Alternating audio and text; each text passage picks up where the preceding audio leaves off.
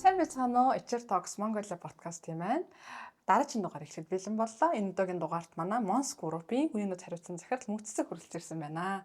Мөнхцөг захиралдаа урилгын хүлээж авсан маш их баярлалаа. За сайн байцгаана уу? Подкастыг одоо үзэж байгаа нийт одоо үзэгчтэй энэ өдрийн мэндийг хүргэе. За тэгээд 35 жилийн түүхтэй Mons Group-ийн хүний нөөцийн захирал ирсэн байна манай студид. За тэгээд мөнхцөг захирлаа өөрийнхөө HR болсон түүхийг яагаад HR-ийн мэргэжлээ сонгох болсон бэ? Хэдэн жил ажиллаж байна? Тэр талаас байгаа тэмцэл эхлэж. Тэгээ бас яг үндсэн мэргэжил болохоор эрх зүйч мэргэжил тий. Тэгээд ер нь бол нэг 3 дугаар курст байхдаа за ер нь бол яг хуулийн чиглэлээр явахгүй юм байна гэдгээ аяг мэдэрсэн. Их сонин түүхтэй.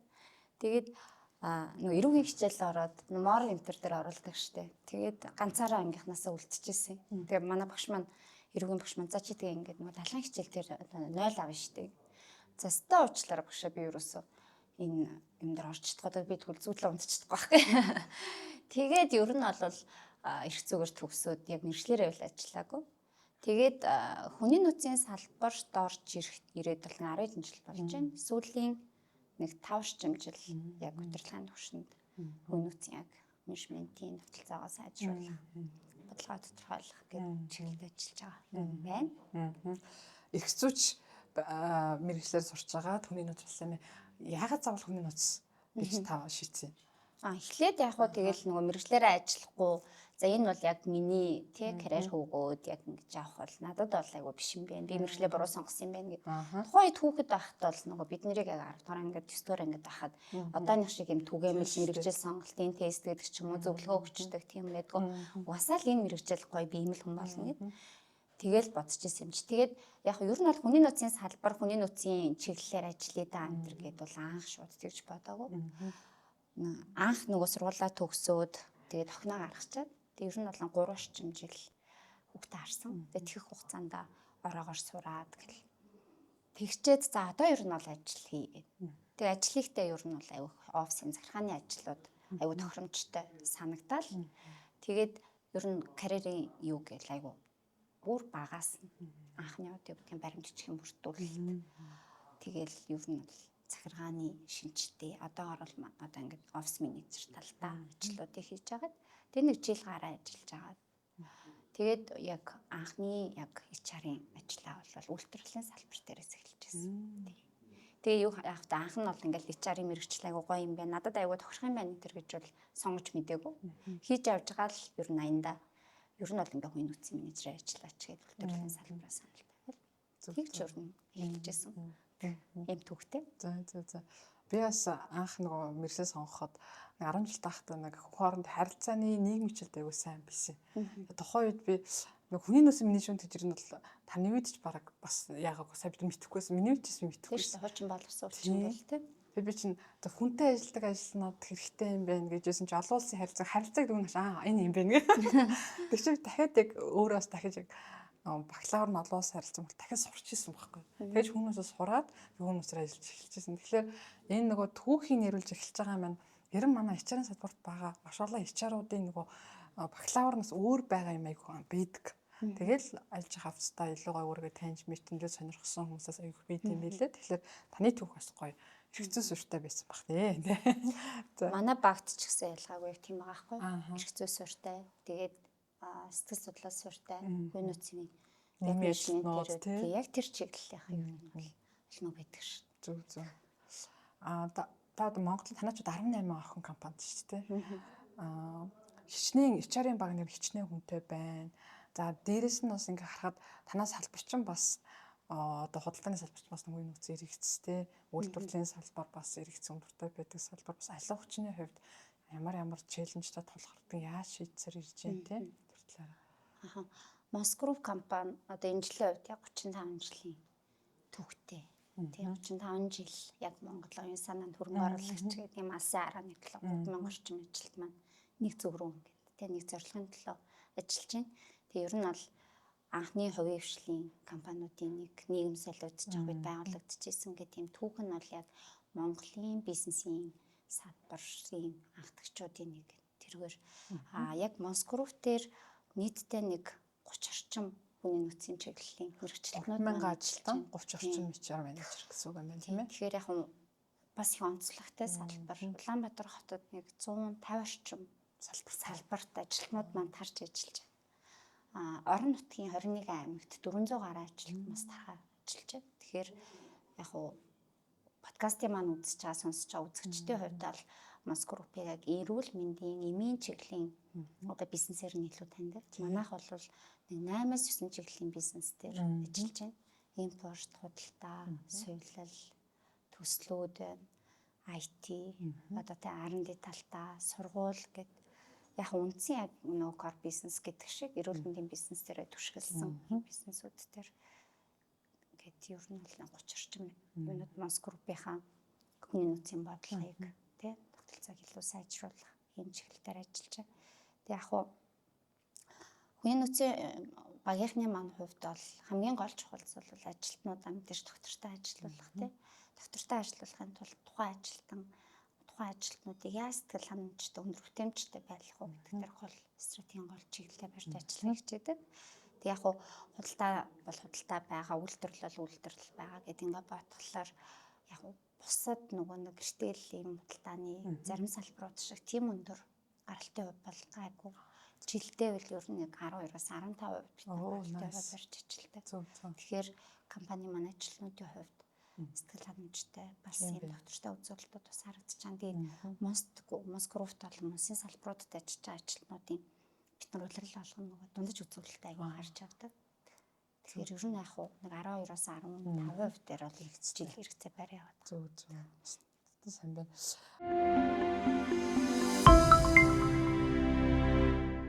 Одоо нөгөө хотод 150 салбар, хогдоор нь 21 аймаг салбартай гэж байна шүү дээ. Тэгэд ингээ хараад тахад салбар одоо 21 аймаг салбартай олон салбартай одоо ийм бизнесийн хүний нөөцийн менежер, хүний нөөц байхад тулгамддаг асуудлууд нь юу вэ? Зарим HR-тай уулзаад манайх нөгөө хөдөө орон салбартай болохоор тулж ажиллах хэцүү байдаг юм а гэдэг энэ асуудлыг ер нь яаж шийдэж чинь те технологиор болон одоо ямар одоо менежментийн аргаар энэ гоё хүртээмжтэй байлгах одоо хүнд хурц үйлчлэгтэр нь ямар менежмент хэрэгжүүлдэг вэ? Яалтчгүй зайнаас удирдна гэдэг бол тий зайнаас тэр бодлогоо чиглүүлнэ. Тэгээд зайнаас хөгжүүлнэ, сургана тий. Тэгээд нэг ингээл заална хэдүүл амд байж байгаа юм бол тухайн хүний сэтгэл зүйн байдал гэдэг ч юм уу бүтэмжтэй байх хэсэг эсвэл тасралтгүй хөгжүүлэх энэ төр асуудал бол хэрцэнгүй байх шүү дээ. Тэгэхээр 21 аймагт 400 гаруй ажилтнуудыг л бодохоор салбарынхаа тооноос хамаарат янз бүр зарим салбар дээр 50 орчим ажилтнууд ажиллаж байгаа, зарим дээр нь 10 дун ажиллаж байгаа гэх. Тэг яг уу мэдээж асуудал байгаа. Гэхдээ манайх бол нөгөө за одоо юу гэдэг нь насралтгүй хөгжүүлэх тал дээр онлайн сургалтын платформ дээр суурилсан хөгжүүлэлтийн хөтөлбөрүүд явж байна. За мэдээж нөгөө нэг юм тогтолцоо, нэг юм бодлоготой учраас мэдээж тийм үндсэн бодлогоо зангидаад бол та орон нутагт байна, Улаанбаатар хотод ажиллаж байгаа нь хамаагүйгээр байршил хамаарахгүйгээр одоо юу үндснийг юм тогтолцоо менежментээр хариуцж байгаа. Энэ жилийн хувьд бас нэг арай өөр онцлогтой HR-ын багийн маань санаачлаад хэрэгжүүлж байгаа зүйл маань орон нутагт ажиллаж байгаа ажилтнууд дээрээ илүү бид нар ингэж тий бие дээр очиж яг сургалтаа хий, уулзъя тий хүний нөөцийн чиглэлийн юмнуудыг сайжруулъя гэдэг утгаар аймагуудаа 6 бүсчлээд тэгээд манайх ч өөр яг мэрэгжлийн фармацист гэдэг клубтэй энзүүч мэрэгжлийн ажилтнууд маань бас онцлогтой салбар 600 гаруй ажилтнууд энзүүчийн найруулагч мэрэгжлийн ажилтнууд тэр маань фармацист клуб гэх төрөмс байгууллага статустай хүмүүсээ хөгжүүлээ явдаг мэрэгжлийн чиглэлээр нь сүүлийн 2-3 жил бид нар дотоод тренер багш наруудыг бэлдээд тэр тренер багш нарууд маань өөрсдөө soft skill талдаа хөгжүүлэлтийн хөтөлбөрүүд явж байгаа.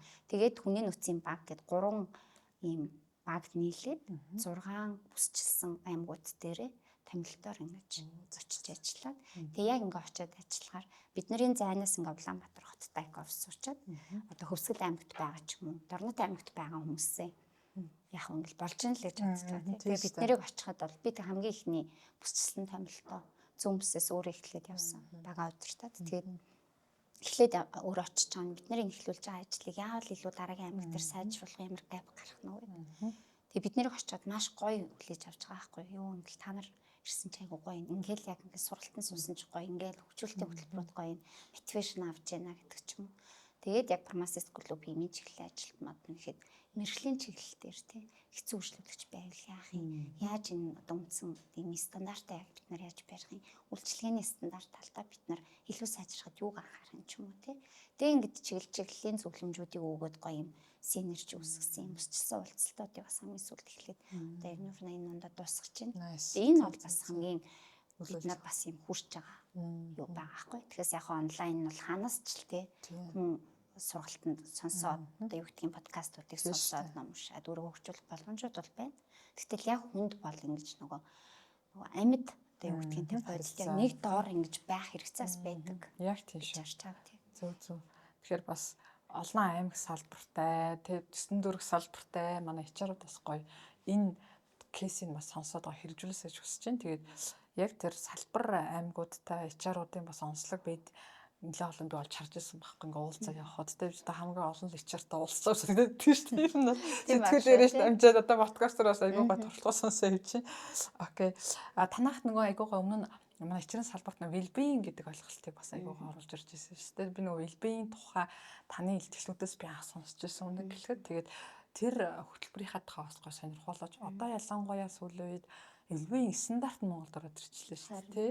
Танах стандарт орж ирэхээс өмнө гоё санаачлаад хэрэгжүүлээд тодорхой туршлагуудаа манай гоё HR-ын форумууд дээр танилцуулж явж ирсэн. Тэгээд тэрний одоо хэдэн хугацаанд үргэлжилсэн ямар үр дүнгууд гарсан тий тэр талаараа гоё хуваалцъя. Мос группийн хувьд нэг стандарт одоо хүний нөөцийн менежментийн олон улсын стандарт ингээл дэлхийд гарчлаа гэл. Тэг яг хуу манай нэг HR охин мэдэж ирээд тэг хоёулаа ихний уулзалтыг нөгөө стандартыг одоо юу гэдгийг нь дундын зурчлалын компанид очиж уулзаа эхлээд ойлгохгүй. Нэг их ингээд самбартаар зурж өв. Тэгээ энийг яг энэ 30406 стандартыг Монголд оруулж ирээ. Тэгээ яг эхлээд ч бит хоёр нэг амар том юм биш нь бодоогүй. Зүгээр л компани дээр хэрэгжүүлээ. Бид нар дээр ийм юм гоё давуу талууд гарах юм биш дээ гэл өөрсдийнхөө нөгөө югаар ботцсон. Тэгээ үйл ажиллагаа чи 2019 оо бүр ихсэн юм биш. Эхлүүлс нь бол тэр байхгүй. Тэгээд үйл ажиллагаа хариуцсан зарлал дээр танилцуулаад. Тэгээ манай удирдлагууд ер нь бол айгу эрэг хүлээж авсан. Тэгээд тэр чинь бас олон улсын стандартыг англи дээр нь хөдөлж аваад орчуулаа. Тэгээд ганцхан одоо юу гэдгийг нэг бид нарын хүний нөөцийн багийнхны манай одоо хүний нөөцийн багийнхны хийчих ажил биш те. Маш олон хүний Монгол улсад одоо хүний нөөцийн зөвлөхүүд манай академийн мундаг багш нар стандарт хэмжилтийн төвөөс стандарт хэмжилтийн газраас бас оролцоотой. Тэгээд манай үйл ажиллагаа ирсэн захирал бага удирдаад бидэд 6 стандартыг орчуулахаар орвол. Тэгэл яг миний хувьд бол яг 6 стандартын компани засаглалын стандартыг үнэцийн засаглалын стандартыг багийн харалж ажиллаж байсан. Тэгээ энэ яг ингээл мэдээж тухайн ингээл жилийн тэгээ бид нарын маш цаг зарцуулсан. Хоёрт нь болохоор арт нь мэдээж төсөв мөнгө явж байгаа. Тэгээ энийг бас мос группийн удирдлагууд наштагаар хүлээж аваад тий энэ бүх санхүүжилтийг гаргаад тэгээ яг явандаа энэ нөгөө бүр үндэсний стандарт болгох том ажил болоод тий. Тэгээ энэ дээр яг нөгөө компани маань HR-ууд бас шантрах бид нарт биш шүү дээ. Ингээд аюу заримдаа юу хийгээд байгаа юм гэдэггүй. Энийг яг хэрэгжүүлэхээр ямар үр дүн тий бид нар мэдээж компаниас нэлээд өндөр санхүүгийн дэмжлэг аваад энэ стандартыг оруулж ирдэг. Бас айц байгаад байгаа шүү дээ. Энэ буцаад хэрэгжүүлэхэд ямар үр өгөөж байх юм. Тэрийгэж бараг 100% ойлгоогүй л орж ирсэн. Тэгээд энэтэй холбоотойгоор Мос групп төр 5 чиглэлийн элвийн хөтөлбөрүүд гэдэг стандарт төр угаасаа тодорхой заасан тий. Ажилтныг яаж доктортой ажилуулах юм? Доктортой ажилуулахын тулд 3 талын ямар оролцоо байх юм. Тэгээд макро түвшний хувьд бид нар нөлөөлж чадахгүй юм чинь ажилтан байгууллага хоёр хоорондоо яаж гоё ингэж ойлголцож синерч үүсгэж урагшлах хэвээр. Тэгээд ажилтан доктортой бүтээмжтэй ижиж байгууллага дээр нөгөө ашиг орлого тий нөгөө гэдэг юмны дараагийн юмнууд яригдсан шүү дээ. Тэгэхээр хүн өөрөө баялаг ингээд тийм нөөц байдаг учраас энэгээр бол нэлээх юу басан. Тэгээд well-being хөтөлбөрийн хувьд яг ажилтны сайн сайхныг дэмжих хөтөлбөр гэж бид нар Мос групп дотроо гаргаад тэгээд хөтөлбөрийн хүрээнд мэдээс нөгөө сэтгэл зүйн эрүүл мэнд, биеийн эрүүл мэнд хоёрыг зэрэгцээ явах хэрэгтэй юм байна. Тэ? Дээрээс нь бид нар санхүүгийн хувьд ажилтнууд маань яаж доктортой байх вэ? Товынхтай ажлын цаг, зайнаас ажиллах гэдэг.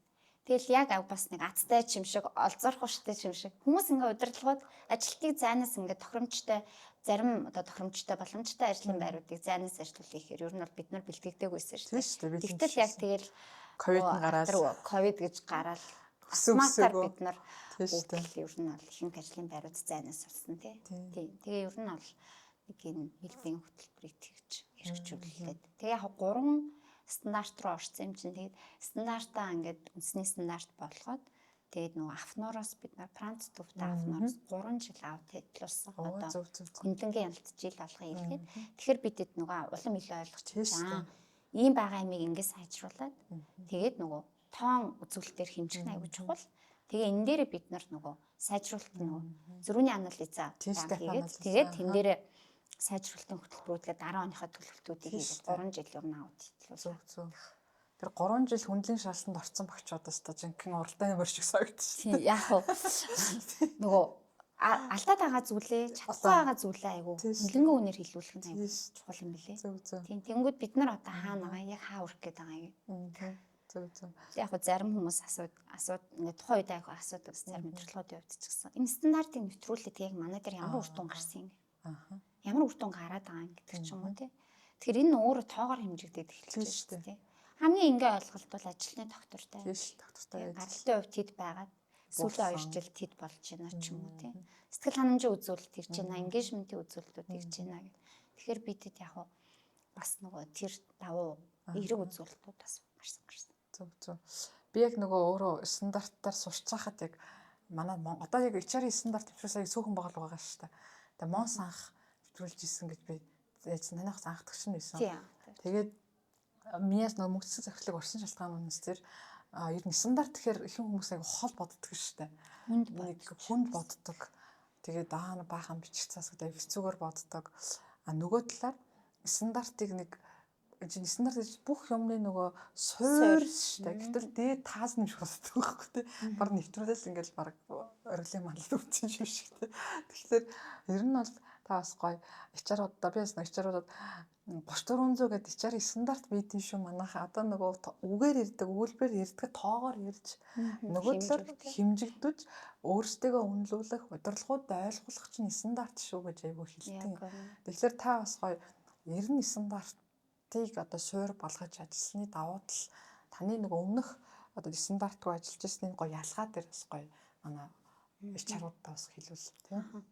Удирдлагууд ч юм уу одоо тууц гэдэг ч юм уу тийм төлөөлөл удирдах зөвлөл манайх жишээлбэл жилд 4 удаа тайлангаа тавьж штэ байлаа. Тэгэхээр бид нар одоо юу гэдэг юм мөнгөцөг юм уу HR-ын багийнхан 20 ажил хийх нь бол эсвэл 200 ажил үйл ажиллагааны төлөвлөгөөнд оруулаад хийх нь бол дэше угаасаа тийм чухал биш шүү дээ тий. Тэгэхээр тэр 20 ажил 200 ажлын ард хийсэн үр дүнгээ бид тоогоор хэмжиж чадчихна. Тэгээ удирдлагуудын хувьд бол гол нь ер нь тийм үстэй тий. Тоон хэмжүүр төр санхүү ашиг үзүүлэлтэд бидний хийгээд байгаа нөлөөлөл яг юу байгаа юм бэ тий. Ажилтнаа нэг ажилтай ажилд авах, нэг ажилтай ажлаас гарах зардлуудаа бид нар хэмжиж чадчихжээ.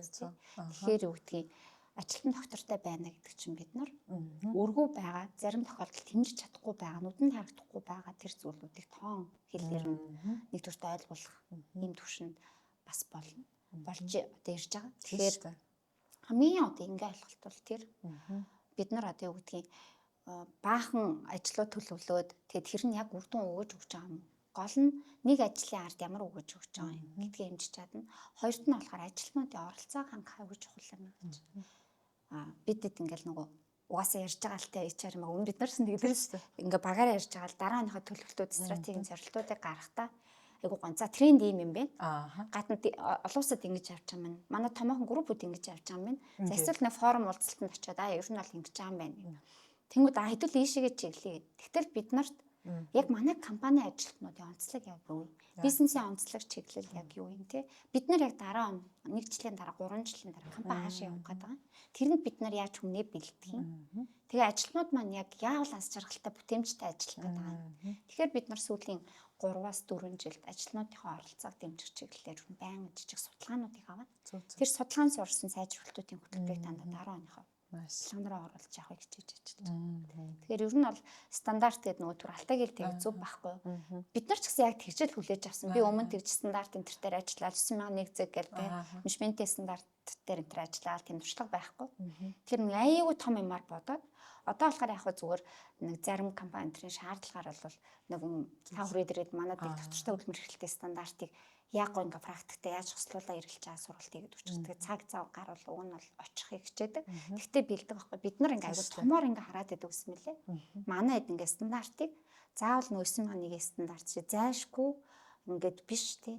Одоо юу гэдгийг 6 стандартаас хийж байгаа юмнууд нь бараг 50-60% компани байд юм аа. Бид нэр хийгээд байгаа зүйл байдаг. Тэрийгээ яаж бид нар сайжруул системтэй хийхийг хоёрт нь болохоор энийг яаж бид нар зөв хэмжиж чадах юм. Тэгээд хэмжиж үзэхэр чинь бид нар тэр гайф харж ирнэ. Тэрийгээ бид нар яаж сайжруулах юм гэд ингээ хөнгөн бодох хэрэгтэй юм билээ. Бид нар орохдоо энэ стандарт руу орохдоо яг ингэсэн шүү гэдэг ингээд дандаа нөгөө алтайгаа эсвэл нөгөө ингэж нөгөө манай баг жоох ингэж нөгөө хүнд хүлээж авч айгүйх ингэж цаастай ингээд айгүйх зурлалцж ирсэн шүү гэх кейс айгүйх хуалцыг боддог. Тэгэхээр аливаа зүйлийг мэдээж нөгөө нэг арай хэлбэр аргаар тий тэгээд хүүхч болоо тэр нөөцөндөө ингээд тохируулаад явах юм бол тийм том стандарт гэж харахгүйгээр явах нь чухал юм байна гэж бодсон ш.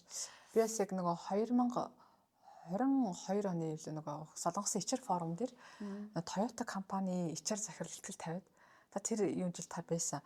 Тэр тэдний нөгөө ихтгэл дээр яг тэр захирал юу гэж ярьж ирсэн гэхээр 3400 метрикс манайх нөгөө үйлдвэрдээ юм 55 метриксийг хэмжээд өмнөх дараачийн үзүүлэлтүүдийг гаргаад би тэрнээс аюул инспирэшн авчихсан байхгүй. Тэгэл би ирээд шууд стандартаас сурч ирсэн. Би яг ажлаа ингэж гоё тоогоор энгийн үзүүлэлтүүдийг ингэж харуулж удирдлагуудын шийдвэр гаргалтанд туслах хэрэгтэй юм байна гэдэг ойлголтыг тэндээс аюул хүчтэй аваад эренгүүтээ шууд би 3400-ийн бүх одоо тэргүүл хүртэл сурсан л та. Тийш нэрэ таар нөгөө аудитор байна те тэр ахнараас ирсэн нөгөө Андреа Огшин сурсан.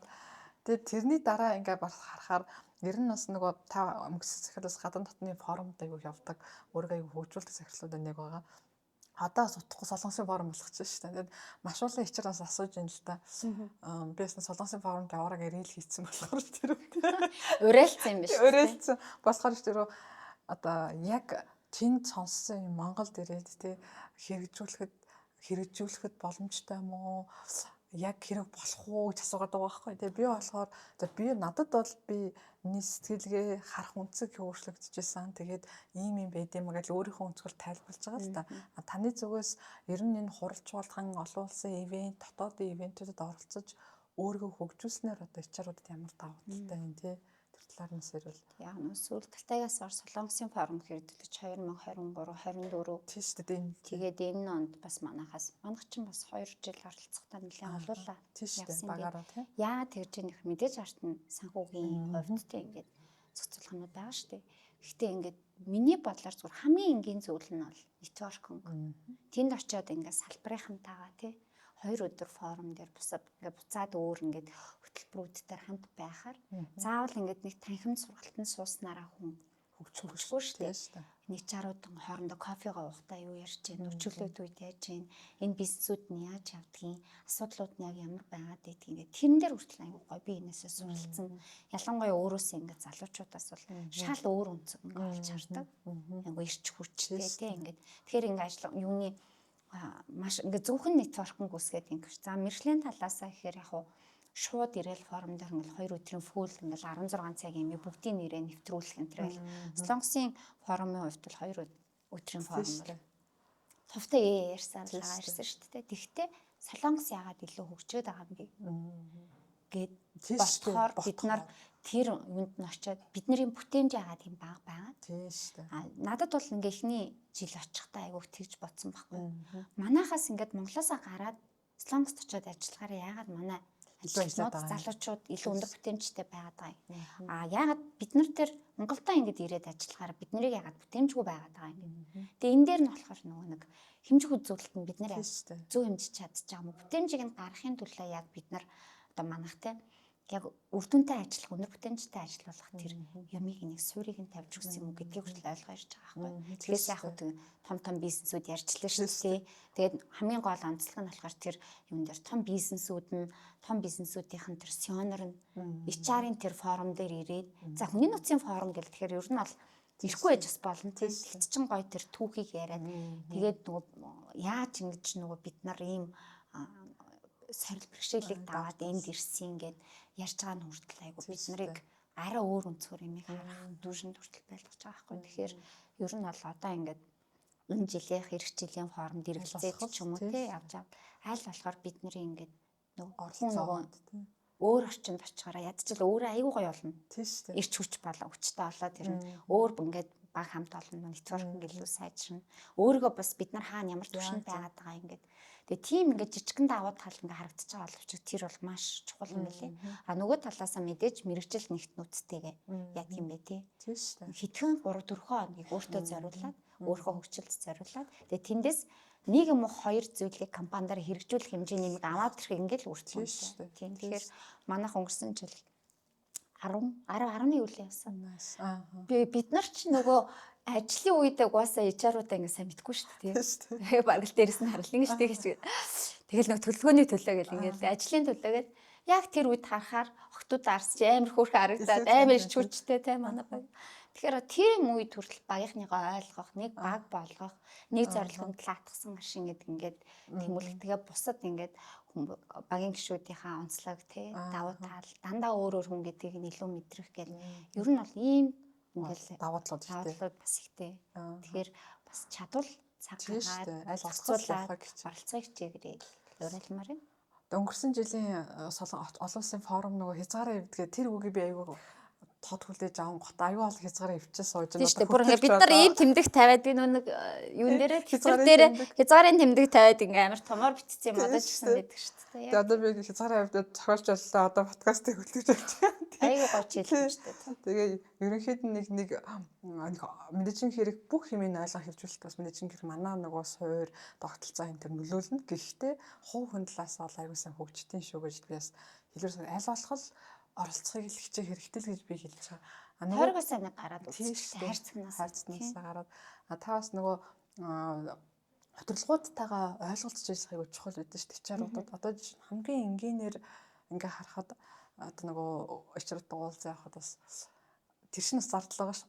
Хөтөлбөргүйтэй авч ороод ойлгуулаад зардал цохолгаад тэр чинь бас нэг гоё өхрийг бас тодорхой хэмжээнд зарим хүмүүс челленжтэй багшгүй байгаа юм.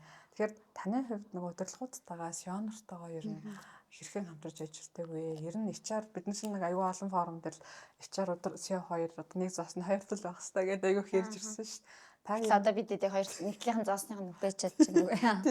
Та яаж тэрэн дээр гоё ажилтдаг вэ? Ер нь сионертойгоо яаж гоё баг болж ажиллах зөвлөгөө гэвэл те.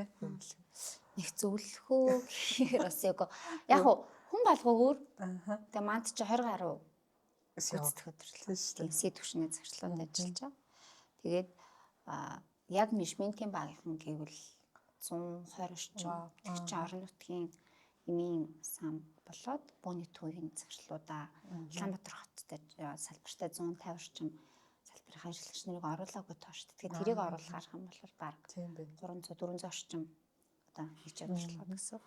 Яг гүйцэтгэх хөдөлгөөнүүдтэйгээ ойлголцох гэхээсээ илүү би ер нь нэг тийм жоохон бас ингээд нэг юмаа нэг амар ингээл нэг бүр итгэл үнэмшил болтон тайлбарлаж чаддгүй нэг тийм үетэй юм шиг байна. Би танаас хамгийн сайн тайлбарлуулсан шүү дээ. Ингээд нэг гэтээ яг гол нь яг нөгөө алхаг тэгээ асуугаар бодчихлаа л дээ. Юу үлээ нэр би яагаад ойлголцоод байдаг үлээ. Одоо чинь тэр стандарт анх ороод зөвшөөрүүлэнд чинь амар том зүйл واخгүй. Чи Монголд өөр газар хийв юм дээр та мөсаглаад орж штэ. Тэрийг сяороо зөвшөөрүүлээд окей гэж. Тэр чинь манай үйл ажиллагаа захирлаас байсан. Тийм. Айгуу хүчтэй нөлөөлөлтэй тий. Зөв. Яг нөгөө ингэж л бодоод байна. Хийж байгаа ажлынхаа үр дүн бидэд тоороо шилжүүлж чадаад энэ байгууллагын одоо бизнес дээр тэгээ бидний хүрх гээд байгаа зорилтод нөлөөлж чадчих байгаа юм харуулж чадвал тэгээ дээрэс нь хүлэн зөвшөөрөгдөх гэж нэг юм байна шүү дээ. Ичээр өөрөө аягүй сайн. Мянга гоё яриад бол яах юм тий. Угаасаа бид нар тэгж бол ярьж чадахгүй шүү дээ. Тэгэхээр зүгээр бидний хийгээд байгаа зүйл компани маань ажилтнуудад тий доктортой ажиллахад сэтгэл ханамжтай бүтээмжтэй ажиллах хөгжөхөд тий нөлөөлөд байгаад тэгээ тэр нь ингээд гоё тухайн салбаруудын маань бизнес дээр үр ашиг дээр нөлөөлж чаддаг. Энд чинь өөрөө нөгөө тоон хэлээр нь ярих. Яг зөв. Тий гэдэг нэг зүйл. Хоёрт нь болохоор яг мэдээж төсвөө тавиулах даа ч юм уу тий хүмүүсийнхаа нөгөө хин үцийнхэн бажтаа тавилна гэж ярьдаг шүү дээ. Аль болохоор асуулахгүй гарч ирж шүү дээ. Гэхдээ тэрийнхаа нөгөө чухал Энэ нь айгүй энэ жилийн хувьд, эх жилийн хувьд үнцэнтэй байна гэдгийг ойлгуулах юм шиг. Тэгээ яг манай удирдлагуудын хувьд бодохоор хүн болгоны нөгөө манлайлалын арга барил өөр юм шиг санагддаг. Зарим нь бол мэдээж ингээ хүн төвтэй гэдэг ч юм уу. Ажилтнуудаас зарим нь бол одоо юу гэдгийг ингээд янз бүр тэгтээ одоо яг ингээ харахаар бол хүний нөөцөө аюу тийм чухал ойлгож тий тэгээд ингээд өөртөө тэргээрээ ингээд нөгөө багаа гой манлайлж удирддаг юм удирдлагуудтай гүйцэтгэх захирлууд маань тийм гэж хардаг. Тийм учраас манай бизнес тэг манай ингээд амжилттай дээрэс нь ажилтнуудын маань тий гаралтай хувь бага. Өдөртөө ажиллаж байгаанаас манай удирдлагуудын хамгийн гол бас тийм манлайлалын өвтөр нөлөөлдөг байх л гэж байна. Зөв зөв.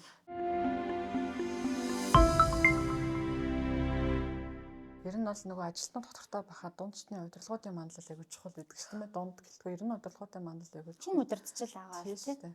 Танаа группийн хувьд одоо нөгөө удирдлагуудаа яаж бэлддэг юм? Одоо сая нөгөө дотоод сургууль багш нартай манайх сургалтын онлайн платформтой гэж юм.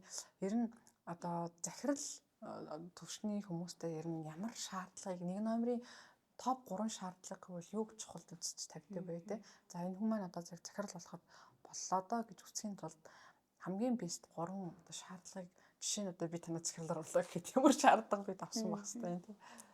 Эхлээд яхад манай эдмос группийн үүсгэн байгуулсан куратор гэдэг бид болохоор ерөнхийлөгч Зэн дарга гэдэг л. Тэг манай ерөнхийлөгч нэг анх санаачлаад одоо 10 11 жилийн өмнөөс баха Leaders of Tomorrow гэх төрөмс байгууллагын нас группийн дэргэд байгуулах санаачлалтай гаргаад маргаашаа манлайлагч. Тэгээд ер нь бол нөгөө тэрвэрээ одоо бид нар тэгээд овчлоо лот гэдэг хэлсэн шүү дээ. Тэгээд тэрвэрээ ер нь залхамжлалын хөтөлбөр дараагийн одоо удирдлагуудыг бэлдэх ийм хөтөлбөр ингээ яваад ер нь ингээ доктортой ингээ яваад нэг хэлбэр нь 10 гаруй жил болж байгаа юм биш үү? 11 жил. Зөв зөв. Тэгээд хоёр дахь нь болохоор мэдээж нөгөө түрүү алтайгаас нөгөө тренерүүдэд бэлдэж байгаа хамгийн дотроо ажиллаж байгаа өөрийнхөө соёлыг хамгийн сайн мэдж байгаа.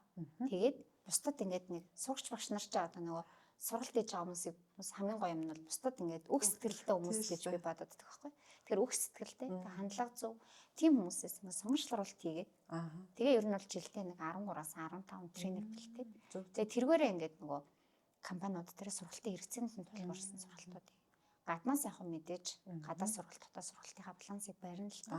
Гэхдээ хамгийн гол нь Москов дотор ажиллаад тэгээ тэр тренер хөтөлбөрт шалгараад бэлтгэгдээ сертификат авсан багш юм бол нөгөө байгууллагын соёлыг ажилтнуудаа өөрийнхөө хийж байгаа бизнес онцлог гэдэг тэгээ компанийн засаглалыг хамгийн сайн мэдж байгаа хүмүүс учраас тэргээр ингээд түжүүлж сургалтуудыг явал. Яг нөгөө захирлуудын удирдлагуудын хувьд гэхэлэр яг бүгдийг ингээд амар ийм 3 одоо юу гэх юм шалгуур үзүүлэлт тэнцэл тэрийг ингээд удирдлагаар тавиад байгаа юм бол бас өрөөсгөлтөө. Ингээ харахаар буцаад ингээ харахаар манай компани нэг юм соёл байгаад тийм соёл гэж тогтцсон юм. Дотроосоо ингээ бэлдэж удирдлагын түвшинд тавьж байгаа зөвлөлүүд ер нь нэлээд байна. Тэгэхээр энэ нь өөрөө бас яг манай туцтай тузын ингээд ер нь компанийн засаглалтай хүн нөөцийн засаглалтаас холбоотой нэг юм. Яг хөө мэдээж гаднаас бол шууд тавигдж байгаа захирлууд удирдлагууд бол байгаа. Гэхдээ ер нь бол одоо жишээлбэл санхүүгийн менежер хийж байгаа, санхүүгийн ахлах менежер хийж байсан нь ингээд нэг удирдлага олгож шок гүйцэтгэгч тавьж байгаа. Кейсүүд бас байдаг. Тэгэхээр ер нь бол дотроос нэг карьер өсөлтөөр удирдлагын түвшинд ажиллаж байгаа. Одоо шир нөгөө Монголын HR-ын салбар ер нь хүмүүсээ хомсдол гэдэг асуудал тулгарчаад байгаа шүү дээ. Энэ танаад ер нь хэр нөлөөлж ийн нэг ажлын байранд ирэх горлогчдын тоо ер нь өмнөхтэй харьцуулахад ямар өөрчлөлт байна? Ер нь таны харж байгаагаар ямар челленжүүд байна гэж харж байна та ер нь? Ер нь бол бидний яриад байдаг 2020 оноос эхлээл ер нь ингээл хүмүүсийн менежмент болгоо ер нь бизнесийн салбартай нэлээд челленжтэй тулгараад бид нар ингээд шал өөр тий арга барил юу гэдгийг ингээл яаж ажиллах тийм челленжтэй тулгараад байгууллагууд ч бас бид нарт ч гэсэн энэ дээр насан цогцтой илүү сайжраад явж байгаа шүү дээ. Тэгэхээр яг хуу челленж гэдэг тэгвэл зөндөл байгаа. Хомсдол гэхэлэр статистикийн тоонуудыг харахаар ингээ энэ хэсгээр нөгөө ажиллахгүй байгаа хүмүүс энэ хэсгээр нь ажил хайж байгаа. Юу л ажил хайж байгаа, ажилтаа хайж байгаа газар гэдэг хэрэг хоёртой баланслагдахгүй байгаад байгаа шүү дээ. Тэгэхээр тэгээ гадагшаа явж байгаа урсгал гэл тооцоор ялдчихгүй бид нар бол хомсдолтой салбар дээр дээрэс нь чадамжийн асуудал гэдэг дээр тий яг өндөр шаардлага тавиад яг тэрэндээ тогтсон үнээс авч чадчих байгаагүй гэж хэлэхээр байгаа л да. Тэг яг Мос группийн хувьд болохоор нэг 95-аас 96% дүүргэлттэй л. Оо за. Тэгэхээр чи бид нар бүх орон тоон дээр дүүрэг 100% бол явж чадахгүй тийм. Тэг улирал ханаа дүүргэлтийн хувийг хянаа явж байгаа. Тэгээд яагаад гэл тэгэхээр тэрэн дээр чи нөгөө эмийн мэрэгжлийн, нарийн технологийн эсвэл үйлдвэрлэлийн яа тийм гэд хүмүүсийг яг бол дүүргэж асаажilж чадахгүй л. Тэгвэл бид нар буцаад тэрийг дүүргэж чадахгүй байгаа юм чинь гэдэг ингээ хойшоо суугаад тахгүйгээр яаж одоо юу гэдгийг тий оронтойгоо дүүргээд тэгээ дээрэс нь тогшсон ачаалттай хүмүүсийн ажиллуулга гэдэг тараас нь бол ажлууд хийгээл явж байна. Зөв nice. 95 96 гэж аяга сайн үзүүлэлт тахгүй ч одоо ийм олон салбарт тийм ээ. Тэгээ ялангуяа энэ манай эмнэлгийн эмзэн салбар дээрэс нь нөгөө үйлдвэрлэлийн салбар тий нарийн мэрэгжлийн тэр гоё сайхны бүхтэй төвлөрүүлж байгаа хүмүүс тийм ээ. Зөв. Тэгэхээр бас гоё амжилттай явж байна гэж би бол харж байна. Танаа дээр ер нь технологи одоо AI яриад эхэлж байна. Ер нь технологи нэвтрүүлэлт дээр ямар одоо технологи HR-ийн хэсэгтэй ч юм уу тий AI нэвтрүүлсэн туршлага байна уу? Энэ дээр ер нь тэгэхээр яаж ажиллаж байна орой үед? Манайх яг нөгөө хажуудалтай нэг 50 гаруй ажилтнтай IT-ийн компанитай. Оо за.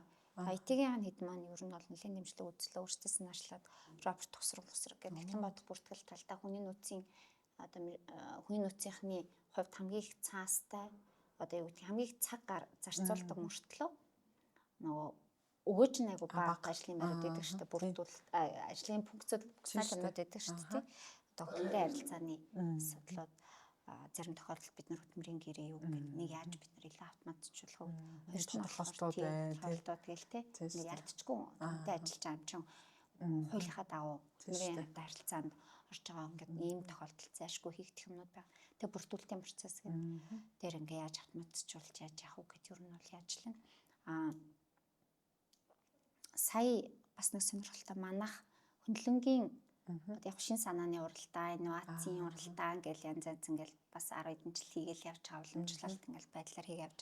Сая бидэд бас ОК-тай хамтраад хакатон тэмцээний 3 өдөр зохион байгуулсан. Тэгээ энэгээр бас юу харагдаж байна вэ? Шин санааны уралдаанд орж ирж байгаа. Одоо инновацийн тэр уралдаанд орж ирж байгаа санаануудын төслүүдийн гэсэн үг л дээ. Пич хийж байгаа төслүүдийн 50% нь яг AI.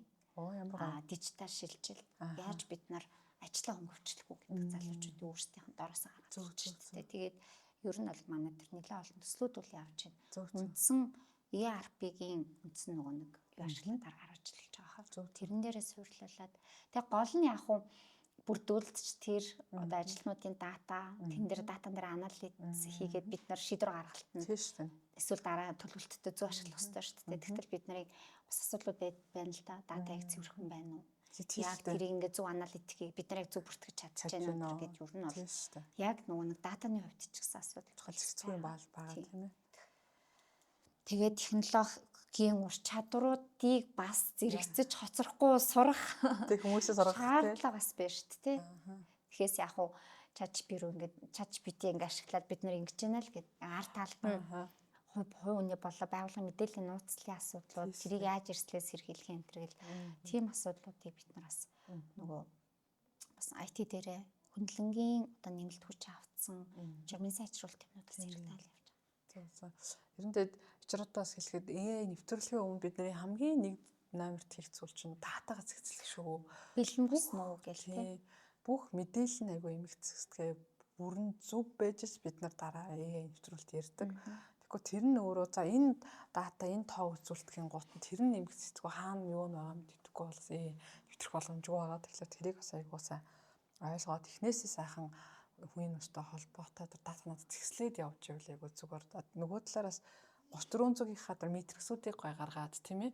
Тэр тооцоолуудыг гаргаад явж тав худалтай.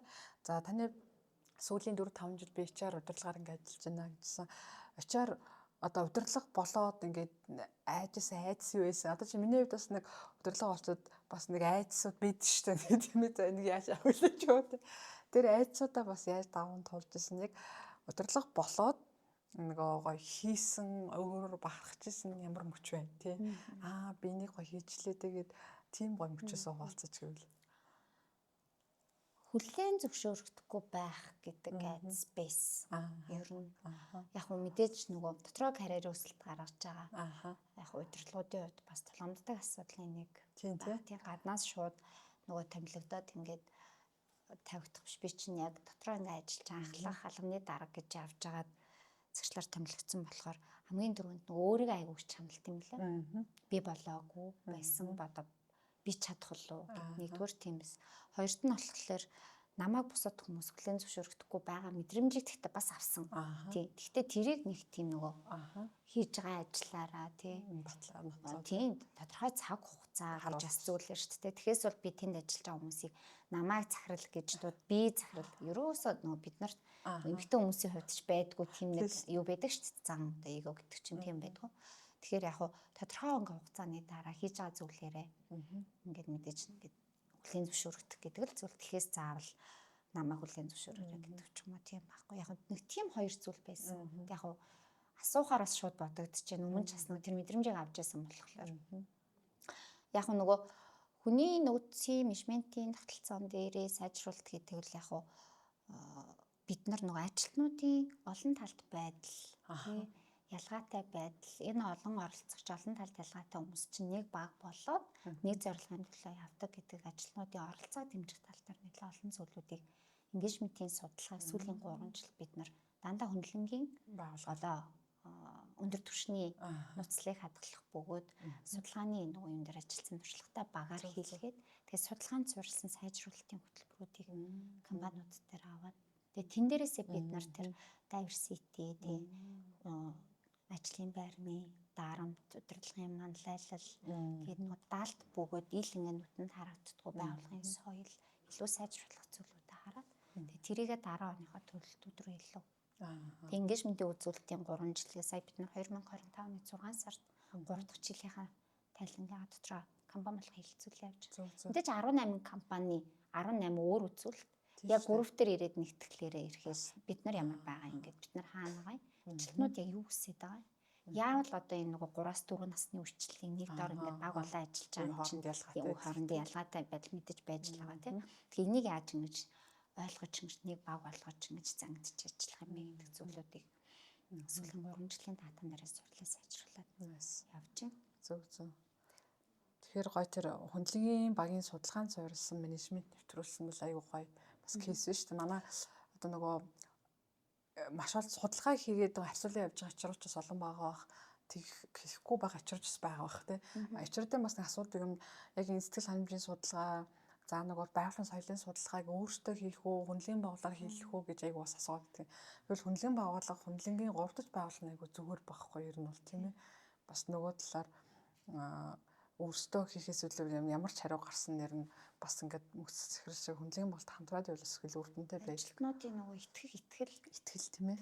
Хариулт өгөх байдаг. Дээрээс нь энэ нь өөрөө нөгөө HR-ууд нэг асуулга боловсруулаа хийждэг зүйл бас биш те. Яаж хийж чаад тэ төсөө цогцолоод тэ боломжууд нөөцүүдэд зөв төлөвлөөд тэгээд чанартай тэгээд судалгаа хийжэнгүүд хэдүүл орхиод авахгүйгээр судалгаагаа аюулсан тий сайжруулалтын хөтөлбөр олгоод сайжруулалт гэж хараад зөрүүгээ бид нар харж байгаа гэсэн үг шүү дээ. Тэгэхээр тэрийгээ аюулсан нөгөө зарим яг бид нарын нөгөө алдаа болохоор нөгөө ажилтны судалгаа хийчихэд engagement нь юм байна, сэтгэл ханамж нь юм байна, байгууллагын соёлын түвшин юм байгаа юм шүү дээ ингээ орхих гээд байдаг.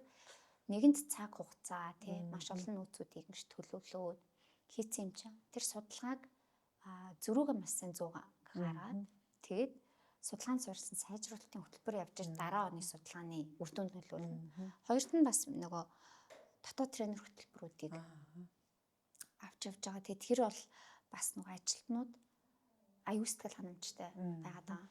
Зөв. Нөгөө тэнд нөгөө нэг одоо 25 30 тренер бэлгэн гэдэг чинь хаанч ажилласан тэр хүн өөртөө үлдээж байгаа маш том чадвар шүү дээ.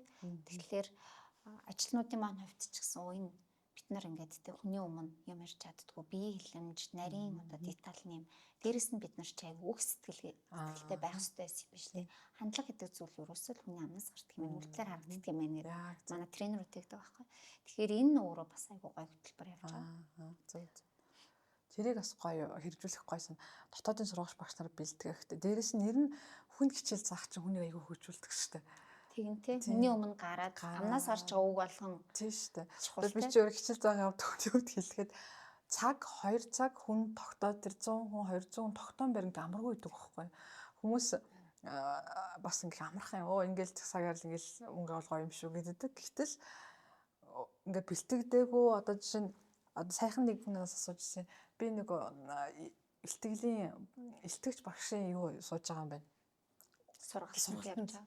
Гэхдээ би сайжрах гэхээр чиний толгой дүүрчиж амнаас чинь систем гарт юм аа тий. Чи ном уншиж тэр илтгэлийн сургалт бол хэлбэр төд анхаарч байгаа шүү дээ. Яаж зогсов, яаж гоё илтгэх хөвтэй. Гэтэл тэр хүн хичнээн магадгүй тэр хэлбэр талд анхаарад тархин мэдлэгээр дүүрэггүй цагт хүний амнаас зэгцтэй юм гарахгүй байхгүй.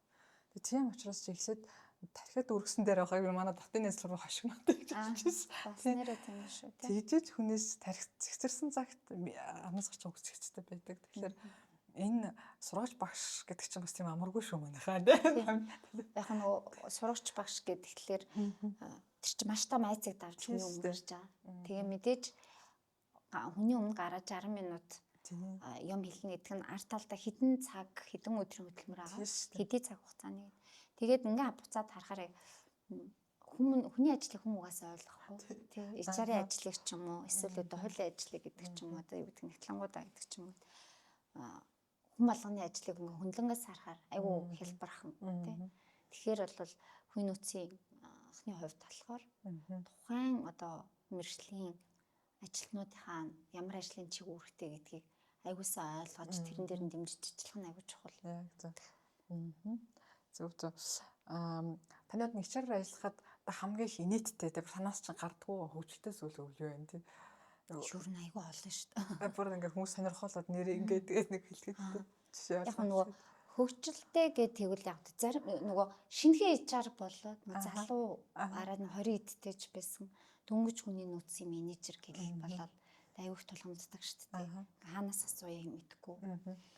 Тэгээд одоо яг уу инээдтэй юм шиг санагд чамаас асуугаар бодчихлаа л да. Тухайн үед бол бас жоохон челленжтэй байсан юу кейс шууд санаанд орж байна.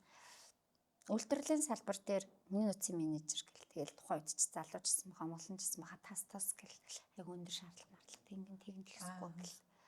Тэгэл нөгөө суур уцтай өрөөндөө суужсэн чи суур уцаар залгаснаа гэр бүлийн асуудлын талаар яриад технэр нь яриад тачган л загнаал. Тэгэхээр мич тухайн үедээ бүр шоколж одоо ер нь ийм юм дээр яах вүлээ гэл. Тухайн үедээ бол амар юм дээр дараа нь ингээ бодгоор хөвчлөлтэй юм шиг тий. Тэгээ нөгөө охинтойгоо уулзаал тэгээд яах чаа энэ тэрийг бид нар нүдэрэ хараагүй чихээрээ сонсоогүй би зөвхөн тэр гэр бүлийн өмнөөс сонсож байгаа шүү. Тэгээд иймэрхүү ингээд нөгөө нэг тийм дараа нь ингээ ботхоор хөвчлөлтэй юм шиг. Гэтэ тэр нь ингээд тухайн үедээ айгүй тийм хэцүү байсан юм өртлөө. Одоо би HR-уудтай айгүйх ингээд өөрийнхөө ингээд тэр салбар дээр ажиллаж байгаад ийм кейс гарч ирсэн, тэр салбар дээр ажиллагаа ийм кейс гарч ирсэн, эргүүн цагтаа тэр дуудагтаа ингэжсэн, хүний эрхийн комиссар ч ингэжсэн, гэр бүлийн асуудал ч юм үүсгэн яг манай компани тэ дүрм журмаар ч юм уу ёстой нурмаар зохицуулагддаг харилцаа биш ч гэсэн хэдүүлээ энэний ард яг цаасан дээр буугаагүй зохицуулах ёстой шаардлага үүсдэг харилцаанууд авих байдаг. Тэгээд буцаагаад удирдлагын багтаагаа ярилцаж нөгөө нэг шийдвэр гаргахад хэцүү. Яагаад гэхээр арт талд нь хувь хүний нууцтай холбоотой, гэр бүлийн нууцтай холбоотой асуудлууд байдаг гэл. Тэгээ ийм юмнууд ингээ кейсүүд авих гардаг шүү. Бид нар ингээ 3 сар мартаа ч юм уу ингээ нэг тиймэрхүү ингээ нөгөө нэг пак юу гэлээ нөгөө уналт мултаа ярьдаг шиг тиймэрхүү юмнуудаа ярьдаг. Тэгэхээр энэ нөгөө буцаад яг уу шинэ одоо юу гэдгийг HR-ууд дээр ийм кейс тулгархаар хаанаас асуух юм бэ тий гэдэг юм юмнууд бас байдаг байх гэдэг ингэжээс тэгжээс тэгэл гай нухтарч юм ингээд юу нэг аяг ярьж инээлцдэг. Тэгэхээр хөөх тачаас бүр тэн дээр очсон юм. Хөөх тачаас ирүүн цагт тэр очсон юм гэл тий. Тэгэхээр энэ нөгөө хэрвээ ямар нэгэн юм тохиолдвол чи шууд айгу би чин залууч айгу хүн хүлээж ингээд тусаач хүлээж аав. Тэгж хүлээж авахгүйгээр тэг хүн ингээд хүлээгээд авчихаараа зөв шийдвэр гаргачдаг. Хэрвээ тийм юу гэдгийг ажилтны тэнцвэртэй айдал гэр бүлийн ямар нэгэн асуудал тэгээ тэр чин буцаагаад байгууллагын бүтээмжид маш том сөрөг үр дүн ингээ нөлөөл байдаг. Тэгээ сэтгэл зүйн эрдэнэ асуудлууд ингээ яригддаг зүйл болохоор энийг айгүйх тийм айхтар ингээ өөрлөгөө хүнд хүлээж авахгүйгээр за ийм харилцаан дээр би ямар ч зохицуултыг өгж өөртөө айгүйх ингэж бодоод тэгээ өөр дээрээ тулгарсан бол яг ямар нэгэн шийдвэрийг гаргахтаа нөгөө нэг жоохон зөврөө төхүүлэхтэй алдаа банк гарах байдлаар олон талаас нь ингэж бод шийдвэр гаргах тал дээр их бидтэй үхээр тий. Тэгээ ер нь бол нэг тийм 20 идэх настай ээжээ хүний амьдралыг цоцолох явж ирсэн нь бол одоо бас жоохон одоо ботхоор бас л юу исэн биш үү тий инээдтэй л байсан байхгүй. Тэгээд тийм нэг юм олон кейсүүд байна. Зөв. Сая гоё та яриануудаа хэллээ ш. Манайх 3 сард тундаа нэг уналтуудаа ярьдаг гэд энэ олон гоё HR-ын багтай олон ч яг хөө цөөн байсан ч болно. Энэ айгүй чухал зүйл шүү тий. Ямар тулгымцсан асуудал нэгээ яаж шийдсэн энэ кейсээ хоорондоо ярилцаж суралцсаноос зүгээр чухал гоё санагдлаа надад. Хоёр дахь нь нөгөө нэг бид нар намайг зээгээд идэг штэ нөгөө санхүү төгсөлцсөн цалгад иддэг манай амраа хавж байгаа штэ байна штэ. Мөгийн нөгөө багтаага ингээд чөлөөт үедээ байх ингээд юм нэг өөр ажил дээрээ байх юутай байх гэдэг чи юм хитэн багтай ингээд инээж тэгээд чиний нэг юм удирдлага арга барих чиг сони өөрмөц юм байна гэд би тэр өөрсдөө анзаардгаа. Ер нь багийнхантайгаа ажлын бус цагаар бол ер нь аюул нээлттэй. Манайд ч гэсэн намайг бараг зарчлаач гэж дууддаг. Мөгийн их чинээ тэрэ гэжсэн чи тэр нь надад бараг ингээ аюул амар ойрхон. Тэгээ бүр чөлөөд ш. За одоо засаг унгана тэр гэл те. Гээл тийм хөвчлөлтэй. Тэгээ тэр нөгөө бусад үед нөгөө багийнхныгаа сонсох. Тэгээд надад нь гоё нээлттэй байж бид нар асуудал хамтдаа шийдэх нь аюул чухал гэж байна. Тэгвэл дандаа багтай байна гэж аахгүй. Ядраад бүр тий стресстэй. Нэг тийм зөв. Та HR биш юм бол ямар мэрэгчлээ байх юм бол хуульчаа явах байсан уу үгүй бах те. Хуульч болохгүй гэ те. Харин тий. Би сэтгүүлч байх тийм ээ танд гоё байсан баг. Гэхдээ яагаад тэгэхээр нөгөө хүүхд таахтаа ингээд нөгөө тойл ингээ ихэвт манай гэрт нэг юм ихэвтдэг тойлдог гэсэн. Одоо ингээд тийм шүү дээ. Хоёр нэгээд хавцтай гэдэг. Тэгээ тэр толныхоо өмнө ингээд суугаад гэртээ ганцаараа энэ байх үедээ тэгээ яг нөгөө тухайд ч айгүй Орсын сувг юуны сувгууд энд суугаард. Тэгээ одоо нэг шиг тийм олон телевизээр байгаагүй шүү дээ. Үндсэн телевиз тэгэл Орсын муу тэгэл тийм үз. Тэнгүүд ингээд амар гоё нэг гоё царайлаг Орс хүүхнүүд ч амар царайлаг. Тэгээ угаасаа нэвтрүүлэгч сэтгүүлсэн чи угаасаа айгу гоё өвчнөр харагддаг. Тэгэл өөрөө ингээд нэвтрүүлж байгаа мэдэн уншиж байгаа юм шиг ингэж тоглодог гэсэн. Тэгээ ер нь бол айгу 2-3 жил тэгж ер нь өөрөө ганцаараа өөртөө ярьдаг тийм хөлтөөсөн. Тэгэхээр магадгүй сэтгүүлч. Тандаа гоё зохиосон баха. Яг нөгөө ерөнхий та чинь яг тийм юм царайтай фрин царайтай байхгүй. Тэгсэн чи юу гэлээ дараа нөгөө би сэтгүүлч болох байсан юм бол үсч та ийм шанаа томтой юм чи яа сэтгүүлч бол тийм манай нэг найзын тэгээд бүр инээдэм яг зүгээр тэгээ асуухаар бас тэгж бодогдчихээн. Магадгүй тий. Тийм шүү дээ. Надад бол гоё тохирохооч гэж чинь. Зөв. Одоо танах 18 одоо салбар компанитай 18 чиглэлээр бизнес эрхэлж байна. Энэ бизнес эрхлэх явцдаа ер нь даатгал ямар даатгал танаа хамрагддаг вэ? Тэр талаар ер нь даатгалд байгуулах хамгахдахын давуу талууд ер нь юу гэдгийг те ажилтнууд тэгээ ер нь даатгалыг танаа хэр нэвтрүүлдэг байгууллага тэр талаараа нэг гоё ярилцвал. Одоо яг бид нар бол эхлээд нэлээд олон жилийн өмнө л нэг даатгал гэж тэгэхээр нэг бас л нэг сайн ойлгодгоо. Тийм шүү дээ. Яг тэгээд нөгөө зарддаг чаддаг ч юм уу тий. Тэгээд тэрийгэж бид нар ойлгуулж чаддгүй л байсан баг. Одоо Мос группийн хувьд бол яг мэдээж нөгөө хөрөнгөний даатгал гинтийн яслын даатгал угаасаа хийгдэл явж байгаа зүйл шүү дээ. Эрүүл мэндийн даатгал ажилтнууд дээр явж байгаа. Тэгээд зарим компаниуд дээр болохоор нөгөө яг тэтгэврийн сан гэж хэлээд нөгөө хуримтлал тийм юу явж байгаа.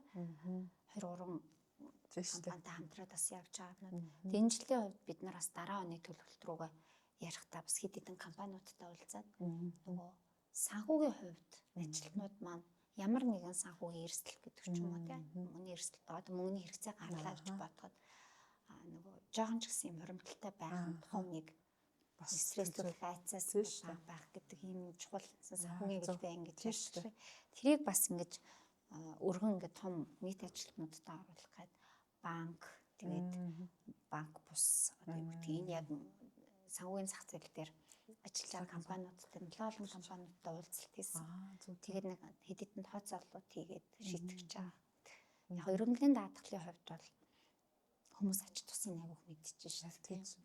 Өвдөхөөс өмнө яг үржилсэн сэргийлээ гэдэг. Гэхдээ хэрвээ өвдсөн тохиолдолд бид нар буцаагаад нөгөө санхүүгийн хувьд ч гэсэн тийм өндөр ачааллаар ажилтнуудтай өгөхгүй.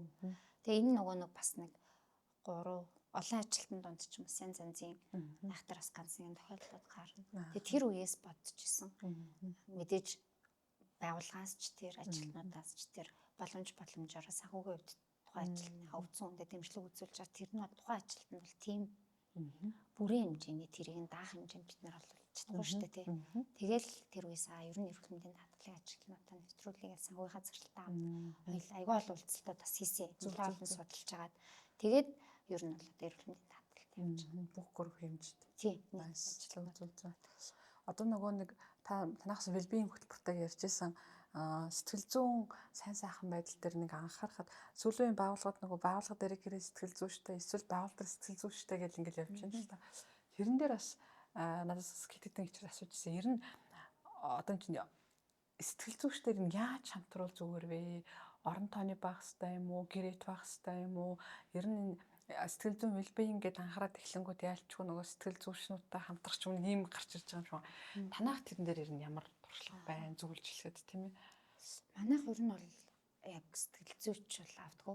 Тийм яг миний буруу зүгийг бол асаа мэдгүй л байна л да. Миний зүгээр хувьд бол хөндлөнгийн ийм мэрэгжлийн багтаа хамтран ажиллах нь аягүй чухлаа гэж хардаг.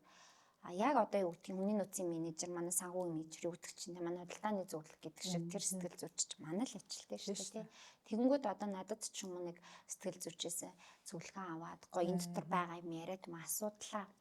Ингээд нэг намайг сонсох хүн хэрэгтэй болох уу ингээ ажилтнуудад нь тулгарна шүү дээ. Тэр үед яг манай ажилтны юм чинь тэр сэтгэл зүйчдэр ороод 100% нөгөө нэг энийг ингээ гаргаж чадах болов уу? Тэр итгэл үнэмшил миний хувийн нууцлалыг ч юм уу те хадгалах хэмжээнд байх болов уу гэдэг үднээсээ бол манайх ер нь бол дандаа гэрээт үзье. Ер нь бол сүүлийн 3 жил гэрээтэр сэтгэл зүйч нар авч байна. Тэгэхээр эхлээ сэтгэл зүйн суурь ур чадварын уншилгаа хийлгээд тэгээд шаардлагатай тохиолдолд нэг өдөр гаргаад 7 хоногт нэг өдөр гаргаад сэтгэл зүйчийн цаг тавиад тэгээ ажилтнууд маань өөрөө хүссэн үедээ хүссэн цагтаа цагаа урьдчилж байгаа сэтгэл зүйчээсээ зөвлөгөө авах боломжууд юм ийгээд энэ нь бол илүү нөгөө одоо юу гэдгийг шууд хэрэглэгчтэй харилцдаг ажлын байрууд дээр илүү төлөвлөгөө явж байгаа. Хамгийн их одоо нөгөө нийгмээс гэдэг юм харин хэрэглэгч, үйлчлүүлэгчээс сэтгэл зүйн юу авах магадaltaй дээрэс нь санч ч юм уу. Үйлчлүүлэгч нар дээр тэд нар маань хамгийн гол нь бас айгүй хариуцлагатай ажил алдаа гаргаж болохгүй. Хүний эрүүл мэндийн амьстай холбоотой. Тэгэхээр тэрийг ингэж зөв одоо тийм өдөртөх байдлаар. Тэгэхээр миний хувьд бол ер нь бол орон тооны сэтгэл зүйч байх гэхээс илүү одоо бол бас хүмүүс аягүй ойлгохтой болсон чадвартай бас туршлагатай сэтгэл зүйч нар нэлээх байна шүү дээ. Тэгэхээр тэд нартай гоё хамтраад шаардлагатай үедээ гоё зөвлөгөөнүүдээ аваад сургалтуудаа хийлгээ, суурь ур чадварынхаа онцлогоонуудыг хийлгээ явж байна. Нэг хүн цалинжуулаад хоёр хүн цалинжуулаад явснаас санхүүгийн арга ижилхэн арга баах ч гэж магадгүй гэж бодож байна. Тэгээд нөгөө суурь ур чадварын үнэлгээнүүд ярьж байна шүү дээ. Танах энэ суурь ур чадварын үнэлгээнүүд ямар үнэлгээнүүд хийж гин ер нь бас байгууллагатай хамтарч хийж гин үү тий. Үнэлгээн дээр та бас туршлага олцвол. Дөрөв болохоор нөө сэтгэл зүйн суурь ур чадварын орчилгоо. Манайх ер нь бол эхлээд MPC мантлын хийж байгаа л аягүй мундаг бас багтай штэ тий.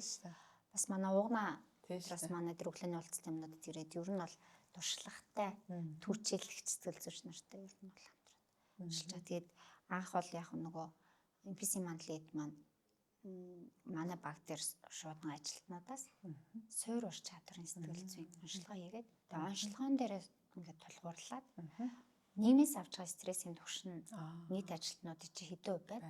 Гэр бүлээсээ авч байгаа нь хэдэн хувь байна? Ажлын байран дээрээс авч байгаа нь хэдэн хувь байна гэдэг деталь тайлан гаргаад. Тэгээд тэр тайлан нь бол мэдээж бас нэгтгэл тайлан бол бий л харсан. Орчмоос л болохгүй хүн болгоц ч юм уу ингээл олон хараад байхгүй. Тэгээд тэн дээрээсээ MPC мандлынхаа багтаа ярьж агаад за ер нь бол салбараараа задлаа харахаараа ингэж байгаа юм. Тэгээд бас тэн дээр их сонин эхний жилийн судалгааны үр дүн их сонин. Ажлын байрнаас авч байгаа стрессийн түвшин манай дээр бол харьцан бага гарсан. Нийгмээс болон гэр бүлээс авч байгаа стрессийн түвшин. Тэнгүүд одоо хүмүүс зарим хүмүүс л хэлдэг шүү дээ. Хаалганы гадаа ингээд нийгмээс авч байгаа болон гэр бүлээс авч байгаа стрессээ ингээд үлдчих асуудлаа ингээд орхичод ороод ирээ. Тэг хүн чинь өөрөө тех боломж байна. Бас тэр хүний нөгөө чадчихна чадахгүй байна. Тэгэхээр хүмүүсийг тех ингээд тэг гэж бид нар хэлээд тийм ингээд орхич чадахгүй юм чинь тэрийгээ бид нар яаж зөв удирдах юм? Яаж одоо юу гэдгийг асуудлыг нэг сонсдог мэрэгчлэн бас хэрэгтэй байгаа тийм. Тэгээ тэр утгаараа их гоё хөтөлбөрүүд ихлээд ер нь суур ур чадвар онцлогоонууд тэгж ихтэй. Тэгэхээр үнэлэлтэй тэгж гаргуулах гоё юм биш үү те нийгмээс авч байгаа стресс нь ямар юм яг ажлын байрны стресс ерөнхийд нь стрессingууд ерөнхийд нь байхаас гадна тэгж ангилж харуул бас яг гоё илүү яг тийм бай.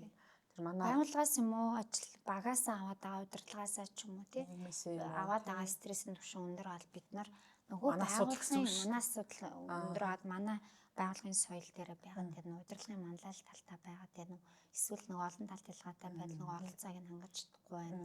Хэдэг ч юм уу ингээд асуудлуудаа тийшээ илүү фокуслж чиглүүлээ. Яг нь нийгмийн асуудлыг бид нар бол шууд зур шийдэж чадахгүй юм чинь. Тэр хүн өөрөө дээр л ажиллахаас өөр аргагүй тий. Тийм шүү дээ. Тэр хүний хов хүн дээр л одоо тэгээ сэтгэл нь тавгүй сэтгэл нь тогтчихгүй юм чинь бүтээмж тухайн өдрийн тухайн хугацааны бүтээмжийн асуудал үлдэх учраас сэтгэл зүйн эрүүлэндийн хөтөлбөр бол ялцчихгүй чухал. Энэ бүр зайлшгүй бас анхаарах шаардлагатай болчиход сая нөгөө Лондонд бас 100 форум болсон. Лондоны форум дээр бас яг энэ аягүй зурцаар аягүй чухал дэрэгдсэн юм билээ. Ичэр магазин сэтгүүл дээр байна байгаа шүү. Тэр юм дээр яг яаж гоё тэр англи улсын яаж ажилладаг туршлага нь гоё бичүүлж авсан байгаа. Зөв. Миний нөгөө мөнгөцөд захирлыг таньдаг болсноос хойш их гоё бие авч явдаг. Манай навчрын салбарын мисүүдийн нэгстэй. Тэгээд та хувийн талаасаа гоё өөртөө яаж анхаарч ийн. За манай ачаарууд ч бас хүн хоорондын харилцааны асуудал шийддэг учраас бас стресс гэх юм бас гардаг тийм ээ. Тэр асуудлаа яаж менеж хийж ийн. Тэр талаараа гоё хуваалцвал тийм.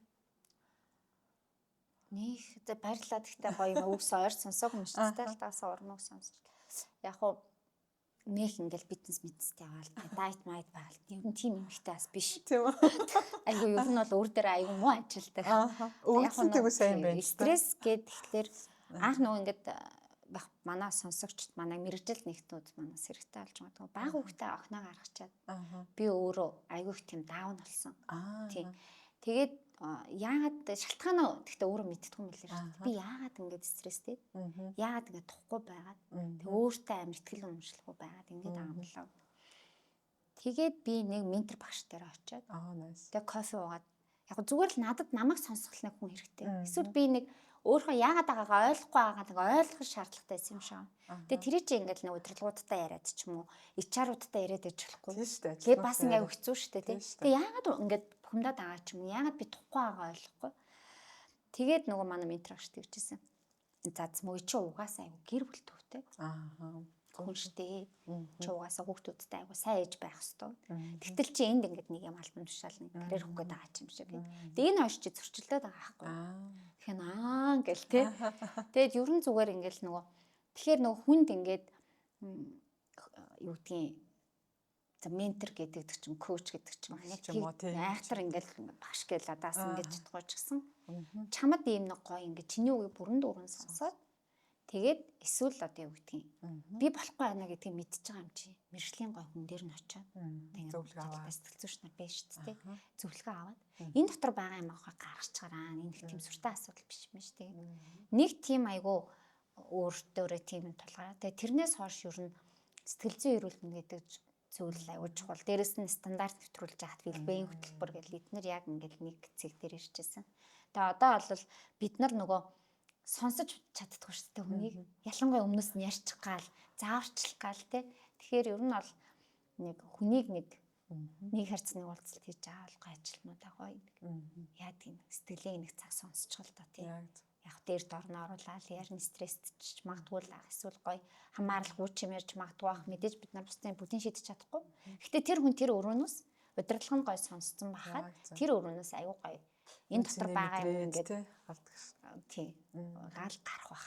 Тэгэхээр тэр хүнийг сонсох чадвар гэдэг бол яаж чухал. Ер нь хүний хамгийн том шийтгэл чинь хүнд анхаарал хандуулахгүй байх шүү дээ. Сонсохгүй нэг чинь чамд тоохгүй анхаарахгүй гэсэн үг байхгүй. Тэр удирдлага нь асуудлын магадгүй сонсож шийдэж чадаагүй ч гэж магадгүй. Гэхдээ анхаарч цаг гаргаж байгаа чинь хамгийн том хүндэтгэл байхгүй. Тэгэхээр тэр аягүй чухал манай HR-ууд бас гоё вантуу уулзалтыг бас аягүй сайн хийгээрээ удирдлагуудаа бас аягүй сайн ялган нэлж хүмүүстэйгээ уулзалт хийхийг бас гоё зөвлөж чиглүүлж явуулах зүгээр санагддаг. Цаг төлөвлөлт тийм. Энийг магадгүй ажлынхаа нэгт оруулаад тийм.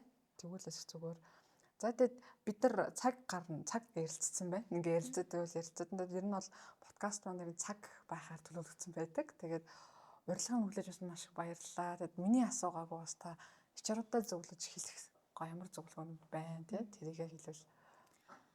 Яг хөө зөвлөгөө гэдэг хүний нууцын одоо ч гоё хүний нууцын менежментийн чиглэлээр яг хүний нууцын чиглэлээр гоё сураад төгсөөд ажлын байран дээр ирж байгаа залуучууд бас их энэ 4 жил гоё ингээд эрдэмтэн багш нараар онл практик хослуулсан гоё юмнуудаа заалгаа ирчихэж байгаа. Тэгэхээр яг хөө нэгдүгээрт нөгөө та ажилдаа дуртай юу? Гэх нь аягүй чухал юм л. Ажилдаа дуртай бол ямар ч тий сорил бэрхшээл хүндрэлээсэн тэрийг ингээд даваал гарна. Хоёрдугаар талхаар чин сэтгэлээсээ юм хандах. Тий хандаж чадчихэв. Тий хүний нөөцийн үнэ бол тийм ах хэвээр. Тэгээ би яг нь хуучны дэвчж матгүй манай HR-уу сайхан өнгөрсөн 5 дахь өдөр намайг шол.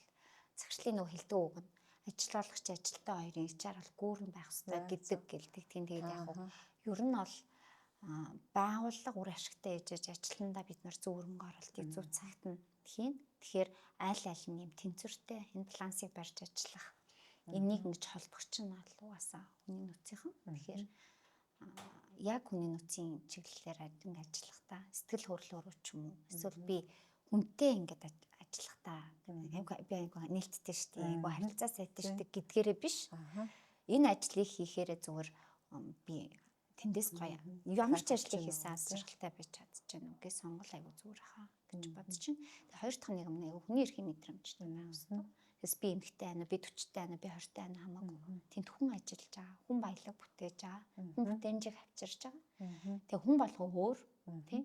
Тэгээ Монголс 3 сая 10 гэдэг үл хизээж бид нар тавтагдахгүй үстэй. Тэгэхээр тэрийг ойлгож ингэж мэдэрч ажиллах хүний эрхийн мэдрэмжтэй байх нь аюул чухал юм байна гэж бодоо. Тэгээд айгуу гоё юм. Хүний нөөцийн нэрээ ингээд мэрэгчлэнүүд маань сонсоод бидний ингээд сонсоод машиндаа төвчрээд алхаж байгаа та тий зөндөө сул цаг гэдэг нь шүү дээ. Тэрийг ингээд гоё сонсох хэмжээний мэрэгчлэнүүд ингээд гоё үнэтэй ийм гоё цагийг сэтгэлийг ингээд зориулын гоё подкаст хийж чад. Хаалтаа цэцэрлээ маш их баярлалаа. Тэгээд бас хамтарч компаниудаа маш их баярлж байгаа. Ер нь энэ контент билдинг гэж айгүй хамаргүй билээ. Тийм шүү дээ тий. Маш цаг хугацаа дээрээс нь бас санхүүгийн хувьд ч маш зардалтай. Тэгээд хамтарч байгаа компаниудын маань гарын бэлэг байгаа бас. Тэгэхээр тэрийгээс зочиндоо бэлгэлээ. Тэгээд би гоё бэлгүүдэд тайлбарлаж өгнө. За эхний юу маань болохоор манай Ineteka Wine гэдэг Итали дарс оруулж ирдэг компани байгаа. Тэгээд би ер нь их уудгүй дүрлэг манайхан мэдэндээ яа.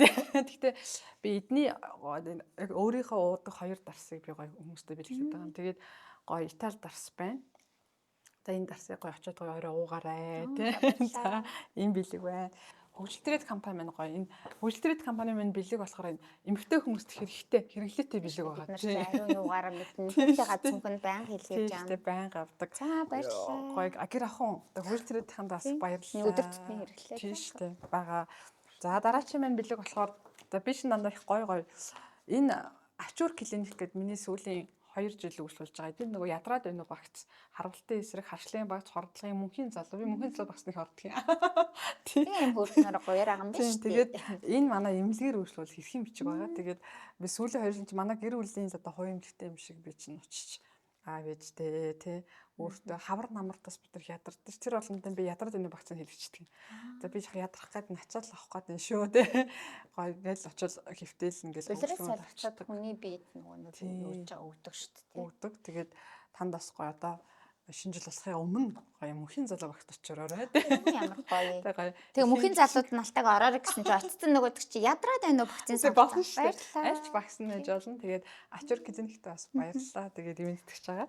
За дараачийн бэлэг маань болохоор манай ангид зэрэг гаргадаг сэтгүүл маань байгаа. Тэгээд энэ сүүлийн дугаар бол өмнөх дугаар байгаа. Тэгээд сүүл бид нэг HR date-гээ холбоотой гоё тусгай дугаар гаргасан байгаа. Тэгээд манай сонсож байгаа HR-ууд маань ангид зэрэг юм HR магазин теснээс ороод үнгүү унших боломжтой шүү. Тэгээд бид нар чинь сэтгүүлтэй энэ жил гадаагаар нь болж шүү. Тэгээд манайхан нөө мэддэг хүмүүс айгүй олон байдаг. Тэгээд энэ сэтгүүлтэй манаас хамтарч ажиллахыг хүсвэл бас ирүүлээрээ тэгээд маш олон бас HR-ууд гоё ингэж над руу ханддаг нөгөө би доктор мастер сурч байгаа. Тэгээд тэнд нөгөө мэрэгжлийн сэтгүүлд нийтлэл тавих хэрэг гэсэн юм аа. Яаж судалгааны аялал тавих үү гэсэн байдаг шүү танаа. Юу хамгаалахад зэрэг хамгаалахад тэгээд тийм хүмүүсээс гоё холбогдож болно шүү. Тэгээд сэтгүүл маань өөрөө бас 12 болонтой SEO chairman-ий болон лидерийн болон судлаач нарын зөвлөхүүдийн болон технологийн болон ном бичиж байгаа хүмүүсийн ингээд ивент зохион байгуулж байгаад би бүх оролцож талуудыг нэгтгэхийг зорьсон. Тэгээд сэтгүүлийн манаас гоё ороод уншаад сэтгүүл дээр минь дандаа бас том HR захирлуудын гоё туршлагууд бичигдсэн байдаг. Тэгээ энийг бас хараад уншаарай гэж. Тэгээ сүүлийн дугаараа мөнгөцөлтэй бас гай өмнөх дугаартаа манай асуултад зэрлэг гоё хийгээ санаачтай байж байгаа юм тий. Бас нэг энэ нөгөө юм дээр сүүлийнх нь сая дөнгөж өнгөрсөн л оногт гарсан дугаар. За зарч юм бэл миний нөгөө өөрийн гаргаснаа төмөс хэсгэл манд байгаа. Тэгээд юу компанийн номын сан тавиараа. Тэгээд ер нь бол нөгөө бид нар ч ирч хүчтэй байж бүтээмжтэй байна. Тэгээд одоо миний 18 оноос хойш өөрийн хийсэн судалгаа сүүлийн үед компанид аяг сургалт авч байгаа энерги менежментээр тэгээд бас гоё номоо бас гоё бэлгэлж байна танад. За тэгээд манай подкаст минь ерөнхий үед ч агис татгалгаа. Ер нь ингээ харуул би дандаа урдсан сэрэг хэлдэг компаниудаа амжилттай байгаа. Дандаа л гоё эрүүл өдгөөс өмнө эрүүл байлгаарай, энерги зүй удирдлагаарай, тухтай байлгаарай байлгаараа гэсэн компаниудаа хамтарч ажиллаж байгаа. Тэгээд бүх ивент байгууллагуудаа маш их баярлалаа.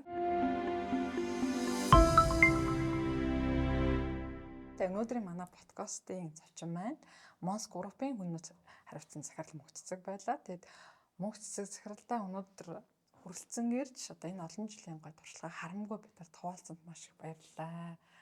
За сонсогчид маань бас подкастыг сонсоод мэргэжилт нэгтнүүдтэй болон хүн удирдах байгаа бүх хүмүүст гой харамгүй шеэрлээрээ сэтгэлээс харамгүй хуваалцаарай. Та бүхэнд маш их баярлалаа.